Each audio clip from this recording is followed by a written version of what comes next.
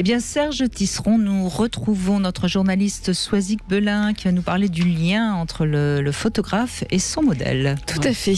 Alors, il m'est arrivé il y a à plusieurs reprises d'être accosté par un homme dans la rue, non pas pour me draguer directement et me demander mon numéro de téléphone. Ça ne se fait plus, ça. Non, c'est mes dragueurs de rue. C'était dans le siècle dernier. C'est ça. Mais il existe encore, mais bon, ce sera un autre sujet. Mais pour me complimenter et me proposer un shooting photo du travail, en fait. Formidable. La dernière proposition en date, c'était il y a quelques semaines et j'étais avec une amie, l'énergumène nous a engagés assez naturellement et nous avons évidemment décliné sa charmante proposition. Alors ce monsieur nous avait à peine regardé, nous étions de dos et il nous avait proposé ce shooting comme ça, en fait, de manière assez naturelle. Pour lui, c'est sa manière d'entrer en contact avec nous. C'est une nouvelle théorie de drague.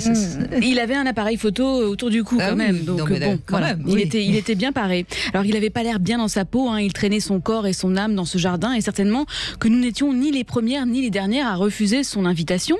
Mais que se serait-il passé si nous avions dit oui? Alors j'ai déjà accepté d'être dessinée par un inconnu dans la rue, mais le contexte s'y prêtait. Je n'étais pas seule avec une amie. Nous étions à Montmartre. Et bon là, les crayons font loi. Alors c'est soi-disant pour parfaire son book jusqu'à ce qu'il me montre sa croûte. Décidément, il ne savait pas dessiner et me demande mon numéro de téléphone. Je ne lui ai évidemment pas donné.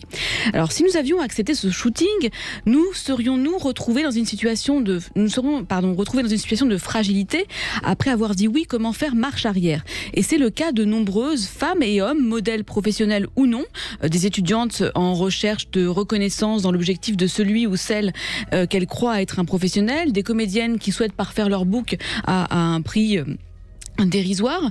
Alors il y a 2 ans, une journaliste, Pauline Grandesmond, mettait en lumière une affaire de harcèlement sexuel et de viol par un street artiste photographe qui s'appelle Wilfried A, connu autrement pour son fameux pochoir qu'on retrouvait un petit peu partout, l'amour court les rues. Alors suite à l'article de cette journaliste travaillant pour le magazine Néon, 12 femmes auraient porté plainte pour viol et 13 pour agression sexuelle. Alors ce n'est que la partie émergée de l'iceberg. Ce papier a permis en tout cas de régler les projecteurs sur cette relation très particulière qui existe entre un photographe, un ou une photographe, il y a aussi des femmes, je précise, et son ou sa modèle. Une relation professionnelle qui devrait le rester et qui parfois, souvent, pourtant, dérape. Alors c'est notamment le cas avec les photographies de nu. C'est souvent là que le piège se tend. Et c'est aussi le constat qu'a fait la photographe italienne Andrea Brecciani. Derrière l'objectif depuis 4 ans, cette jeune artiste est très volubile. Elle discute beaucoup avec ses modèles lors des séances de shooting, sans pour autant être intrusive.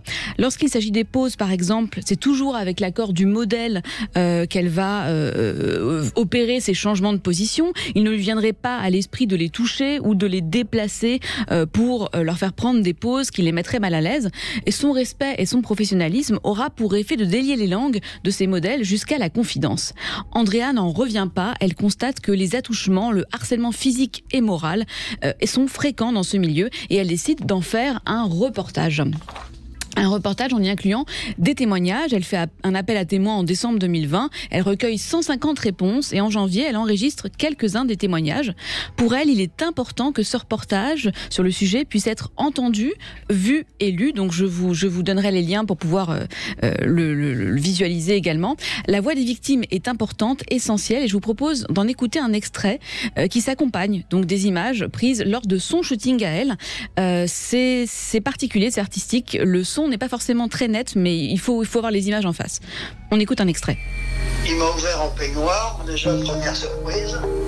Il a fermé les portes à clé, il me met à l'aise, tout va bien. J'avais déjà posé, mais jamais nu. Il faisait faire des postures que je trouvais vulgaires, que j'appréciais pas, mais bon, j'étais jeune, j'étais mineure à l'époque. C'était très gênant.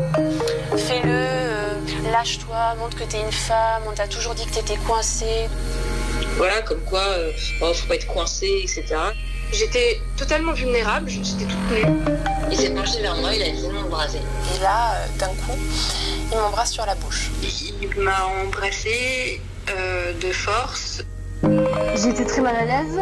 Je me disais, il va pas aller plus loin, il va pas aller plus loin. Et là, il a commencé à toucher mes parties intimes. En fait, j'ai pas du tout réagi. J'arrivais pas, j'étais bloquée. On va te détendre, t'inquiète pas. Et me toucher en fait le sexe pour que ça rentre bien sur la photo. Et il a embrassé mon vagin. Il me dit, et toi, t'es excitée? Évidemment, je prenais pas du tout plaisir, hein. Enfin, ça va de soi. Donc là, je lui ai dit, stop. Alors comme je vous le disais, son reportage n'est pas seulement journalistique, mais il est également et surtout artistique et cathartique. 17 des 22 personnes ayant témoigné, donc on entend dans cette vidéo, ont accepté donc de reprendre le chemin des studios photos pour une séance très care, très bienveillante.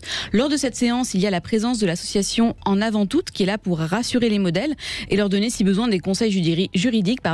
Vous vous en doutez bien, ils et elles sont peu nombreux à avoir porté plainte. La police a tendance à ne pas les prendre au sérieux. Accepter d'être shooté par un inconnu suffit à décrédibiliser la plainte et les victimes elles-mêmes sont dans la culpabilité.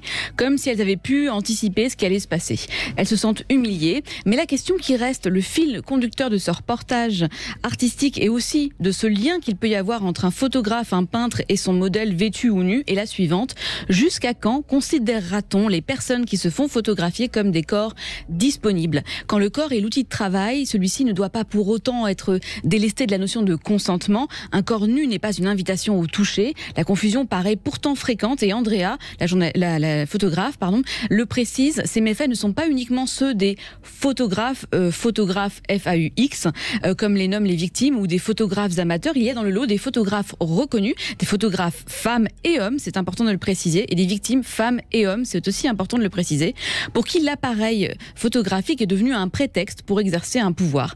Alors le travail de cette photographe est à retrouver dans le magazine Gaze, créé par la formidable Clarence Edgar Rosa, et le reportage qui est, comme vous l'avez compris, à la fois visuel, enfin vous pouvez lire les témoignages, écouter la bande son et puis visualiser la séance de shooting, s'intitule Coincé, coincé qu'on peut prendre dans deux termes différents. Évidemment. Voilà. Évidemment. Alors, Soisic Belin, certes, vous avez certainement, enfin, elle a certainement raison.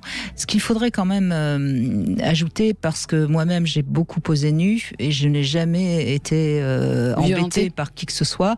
Tout simplement parce que je pense que je sais me respecter et je sais me faire respecter. Et je crois qu'il faudrait vraiment entendre qu'on doit apprendre aux petites filles à se respecter et à savoir dire non.